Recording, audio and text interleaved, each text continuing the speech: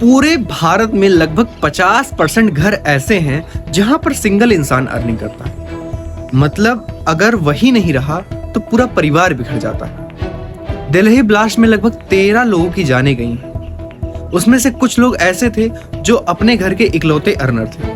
कोई cab driver था तो कोई रिक्शा वाला, तो कोई कपड़ों की दुकान में काम करता था। जब मैंने ये न्यूज़ सुनी तब मैं एक प्रोजेक्ट कर रहा था। उसमें यही था कि how can we regain our greenery nature for our better future. ये last line, for our better future, मतलब दुनिया के बड़े बड़े साइंटिस्ट इसी खोज में लगे हुए हैं कि कैसे हम अपने फ्यूचर को बेटर कर सकते हैं, कैसे हम अपनी लाइफस्टाइल को इंक्रीज कर सकते हैं, हम अपनी लाइफ में स्वस्थ रह सकते हैं। पर भारत में कुछ इंसान ऐसे हैं जो सेकंडों में कई सारी जानें ले सकते हैं, मिनटों में कई सारे घर उजाड़ सकते हैं। अगर अच्छे से डेटा देखा जाए तो हर साल कहीं न कहीं भारत देश में दंगा या अटैक होता ही रहता है।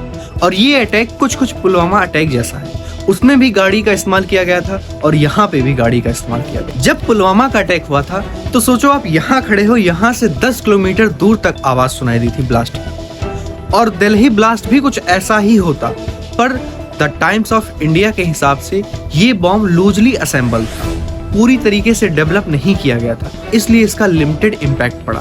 तब भी 6 गाड़ियां और 3 ऑटो में आग लग गई थी। इतना सब हुआ और दूसरी साइड जम्मू कश्मीर और हरियाणा की पुलिस ने मिलकर के 2 डॉक्टर को अरेस्ट किया। दोनों का लिंक पाकिस्तान के टेररिस्ट ग्रुप से बताया जा रहा है। एक कुलगाम डिस्ट्रिक्ट से है तो दूसरा पुलवामा।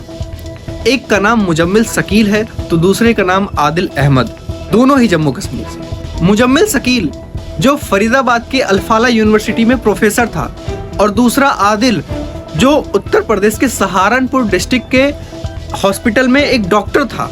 तो मुजम्मिल शकील ने फरीदाबाद के एक गांव में एक छोटा सा किराए का घर लिया था और वहां से पुलिस को 360 किलो अमोनियम नाइट्रेट मिला जिससे बॉम्ब बनता है।